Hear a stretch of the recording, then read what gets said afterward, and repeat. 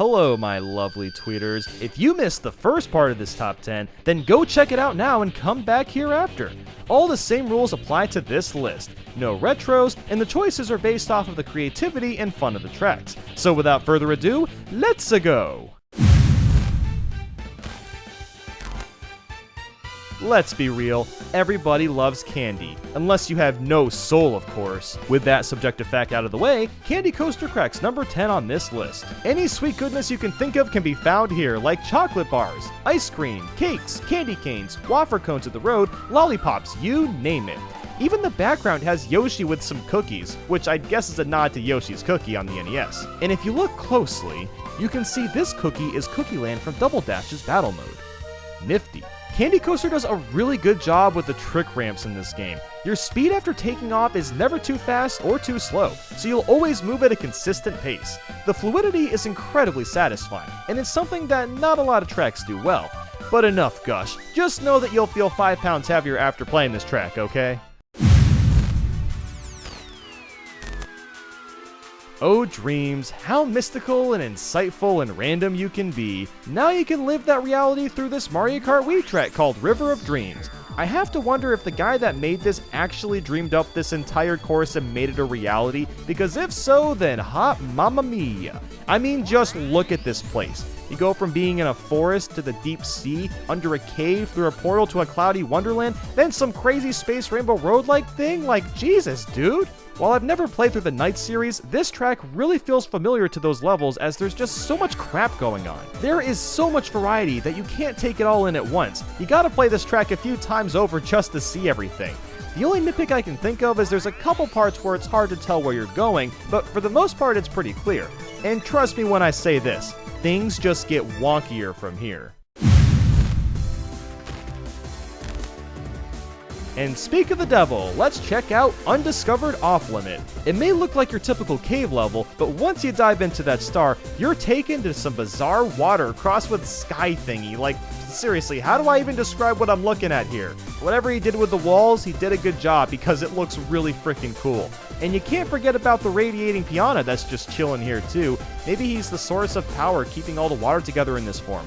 I don't know. From there you're taken to another rush of water, but now you have to avoid the Koopa Zappers. This part is a lot of fun because you have to carefully plan how fast you're going and what side to take to avoid getting shrunk. And don't be surprised if you get zapped near the end because those spinners will be zooming. Then you'll go to what looks like space, but instead is a huge flat landscape with a bunch of speed arrows. This is where you'll learn to hate Koopa Troopas, because they sure are troopers when it comes to knocking you out. Thank you, I'm here all night. No, but seriously, like, look at their eyes. They are out for blood, man. And it just keeps on going from there. You're probably wondering why I'm considering this to be better than River of Dreams, considering they both have the same kind of concept, and honestly, I just find this one to be more enjoyable. The arrow section is a great challenge, seeing as you have to avoid the Koopas at the same time, and overall it's a lot easier to tell exactly where you have to go. And even the chain Chomp has some creepy ass red eyes. Like, why is this so intriguing to look at? Someone call for help. Settling back down to a more normal course, Aura Metropolis has an incredibly enticing art style. You'll find yourself in a city with blue-colored lights and abstract buildings. A lot of the course has tilts and sharp turns, but it's never anything unfair. This is just a really fluid feeling track. There's really nothing too significant about it. It might be confusing to you based off my other choices, but I can appreciate that this track's main focus was small but compact. The gimmick was to race around in a futuristic city, and it feels exactly like that to a T. In a strange way, it's almost like driving around in a Batman movie, where the city is all dark and you're running around at all sorts of angles and directions. The level is just so smooth feeling, more so than most custom tracks. This feels like an actual level that Nintendo would make, honestly. In a way, Skyline Avenue is very similar to the track we just talked about. You drive through a dark city and yada yada yada. As much as I complimented the fluidity of Aura Metropolis' level design, Skyline Avenue does an even better job with that. Every jump, every turn, every boost just feels so right. And this city is a bit more lively too, so it's easier to see where you're going in the background, making this slick track feel the more slicker. What I didn't notice until looking closer is the lighted windows on the buildings are actually just well put together images. That is an incredible illusion. I really thought it was just game light, but I don't think it is. There's some change of scenery too, seeing as you'll drive through a casino at one point. It's pretty brief, but it helps keep things fresh. Insert witty ending sentence because I can't think of one. Thanks, Tyler Z. Thank you. That's a great sentence. You did a good job. Thank you for thinking of that. You're very smart.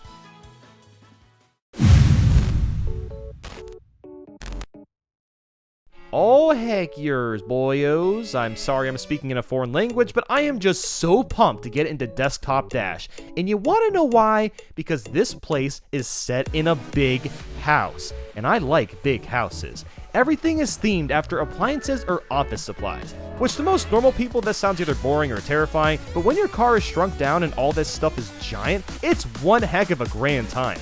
Even the arrows are written down on sticky notes. Like, holy crap, that's so clever. That's the best way to describe Desktop Dash in one word: clever. I especially love the fuzzy batteries lying all around as obstacles too. And it's not even that random because you drive by Wii Remote, so I guess this guy is just swapping out his batteries. Yeah, that's totally it. The background is incredible too, because you can find all sorts of hidden goodies like a Mario Kart 8 Deluxe and Mario Galaxy 2 poster, and a TV that's playing Mario Kart Wii. I wonder if the person that made this just grabbed random stuff from his room, assorted the things into this track, took a bunch of pictures, and modeled it all in. I swear, if that's actually what happened, then humanity has been restored for forever. This is one of those instances where the title does not lie. This mansion is actually madness. Like, I kid you not, there is a seizure warning for this Mansion of Madness. Like, what the hell? An actual seizure warning. I can't believe this is real. But anyway, this is a very difficult track, but it's just so gosh darn innovative that it has to be on this list. I really don't need to describe what's in this one. It pretty much speaks for itself. The amount of colors and flashing lights and textures is just out of control. It surprises me that this track is fun at all, because goddamn, it is ridiculous. There's this ice wall that basically turns into a 90-degree angle, and it almost feels like you're gonna fall into the lava. This may not seem that cool after playing Mario Kart 8, but this is basically anti-gravity in a game that's almost 10 years older. And I'll tell you one thing, this track does not feel like a mansion. It's more like a funhouse for druggies hooked on LSD. I can imagine that this track is basically taking LSD, so there you go, guys. You never have to do drugs because this mansion is the side effects. You're welcome. The ending can be incredibly satisfying, but also frustrating since you bounce off these rainbow walls while flying through space, and staying up takes a good amount of skill with your cart. I mean, bike. Who uses carts in Mario Kart Wii, am I right? Mansion of Madness isn't even a race. It's more like a surreal experience. You come out of this track with a new perspective on life, and just wonder if we're even conscious right now. Or maybe it's just robots have been putting us in a looping simulation, leading you to conclude that we're all technically dead. And on top of that, the second lap changes things up with parts of ice melting away, forcing you to use different strats. It's just great. It is so freaking great. Yeah, we ain't done with mansions. It's time to enter the Horror Mansion. Incredibly generic name aside, this makes Luigi's Mansion look like a baby's toy. This place genuinely feels like a mansion. Like, seriously, there's ghosts everywhere, you can drive through walls and paintings to discover secret paths, the atmosphere is chilling. I mean, what more could you ask for? And better yet, the visuals are breathtaking. The entire place isn't muddy, but filled with just the right amount of color where it's visually appealing, yet still spoopy at the same time. And I am just so impressed with all the different assets. Now sure, Mansion of Madness has a ton of custom assets, but they were just kind of all a cluttered mess, while here, everything fits and makes sense. If you could all just clap and give a round of applause right now at your phone or computer, then maybe the developer of this wonderful track will hear your claps from around the world. Yeah! No, I'm not gonna apologize for making you clap for no reason. Here's what's up. Dreamworld Cloudway mashes the craziness of Mansion of Madness and the structure of Horror Mansion into one fantastic racetrack. There's 4 main sections: Cloud, Rainbow, Forest, and Nightmare. Each section feels balanced among one another and aren't too over or underutilized. This track definitely isn't as batshit crazy as the others, but it's interesting enough to where it doesn't need to throw everything at a wall and see what sticks. The smart and tight level design holds it all together very securely and makes for a really enjoyable race. It's kind of like Ara Metropolis, where there isn't too much to say about it, but it's just a really, really solid track to play on. It's one of those that would be fun at any time of the day, no matter if I had a lot of energy in me or was half asleep. But there's one that even tops this.